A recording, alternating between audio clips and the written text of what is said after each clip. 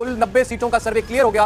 Congress party 50 सीटें जीतती हुई दिखाई देती है और भारतीय जनता पार्टी 38 सीटें, यानी 2024 आते आते मीडिया का खेल भी बदल जाएगा, क्योंकि जो मीडिया भाजपा के लिए पगलाई रहती थी, अगर उसे ही माहौल समझ आने लगे कि देश के हालात बदल रहा है लोगों का मिजाज, ऐसे में क्या गोदी मीडिया ने भी बदलने का मन बना लिया है? क्या मीडिया को भी देश का माहौल समझ आने लगा है? क्योंकि 2024 से पहले 5 राज्यों में चुनाव है और उन्हीं में से एक महत्वपूर्ण राज्य जो भाजपा का गढ़ रहा है। रजत शर्मा का चैनल ये बता रहा है कि एक बार फिर छत्तीसगढ़ में भाजपा सत्ता से दूर जा रही है और भूपेश बघेल दूसरी बार मुख्यमंत्री बनने जा रहे हैं। नमस्कार, आदाब, आप देख रहे हैं खबर अड्डा और मैं हूं आपके साथ सुम्बुलीरम। विपक्ष द्वारा 14 पत्रकारों का बहिष्कार करना मीडिया के लोगों के लिए खुला संदेश था कि अब विपक्ष उनके नफरत की दुकान के बिना भी भाजपा को चुनौती दे सकता है, क्योंकि जनता ही अब भाजपा के खिलाफ खड़ी हो चुकी है और मीडिया के लोगों को भी माहौल अब अच्छे से समझ आने लगा है। और यही वजह है कि जिन चैनलों ने गोदीगिरी करने में सारी हदें पार कर दी थी, अब वो भी चीख चीख कर कई राज्यों में कांग्रेस की सरकार बना रहे हैं।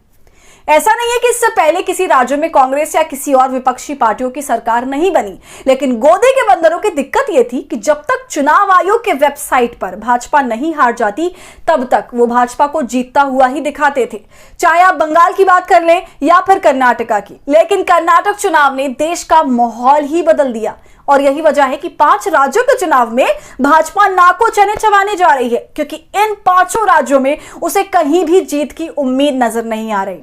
चुनाव से पहले ही गोदी के बंदरों ने बगावत कर दी है भाई। रजत शर्मा के चैनल इंडिया टीवी ने छत्तीसगढ़ में एक बार फिर कांग्रेस के वापसी का अनुमान लगा दिया है। छत्तीसगढ़ को भाजपा के लिए सपनों जैसा बना दिया। इंडिया टीवी की माने तो 90 सीटों वाली छत्तीसगढ़ में कांग्रेस 50 सीटें जीतने जा रही है, जबकि भाजपा को 38 सीटें मिलने का अनुमान लगाया है। तो अगर इंडिया टीवी जैसा गोदी मीडिया कांग्रेस को 50 सीटें दे रहा है, तो आप आसानी से अंदाजा लगा सकते हैं कि कांग्रेस 60 और 70 के बीच सीटें जीत सकती है।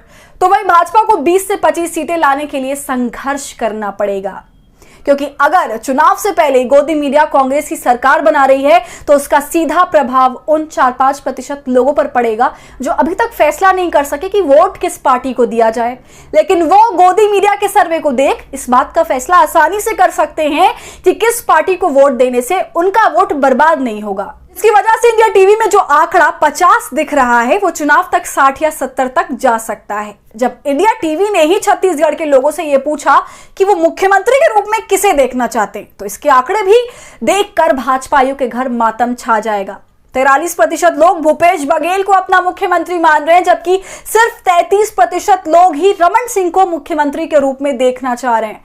तो भूपेश बघेल और रमन सिंह के बीच 10% का फासला है, और ये तब है जब छत्तीसगढ़ में रमन सिंह ने भाजपा की 15 सरकार चलाई हो, 15 सालों तक वो मुख्यमंत्री रहे हो। ऐसे में बघेल से पिछड़ना बताता है कि छत्तीसगढ़ में कांग्रेस धमाकेदार तरीके से वापसी करने जा रही है। तो गोदी मीडिया के सर्वे पर आप क्या सोच रहे हैं, हमें कमेंट कर जरूर बताएं। और हमारे फ्री जर्नलिज्म को आपके सपोर्ट की जरूरत है, वो तभी होगा जब आप जितना ज्यादा थैंक्स बटन का इस्तेमाल कर हमारे मेंबर बनेंगे और इससे हमारी हौसला अफजाई करेंगे। साथ ही अगर आप हमारा ये वीडियो यूट्यूब पर देख रहे हैं तो हमें सब्सक्राइब कर लीजिए, फेसबुक और इंस्टाग्राम पर देख रहे हैं तो खबर अड्डा को फॉलो कर लीजिए।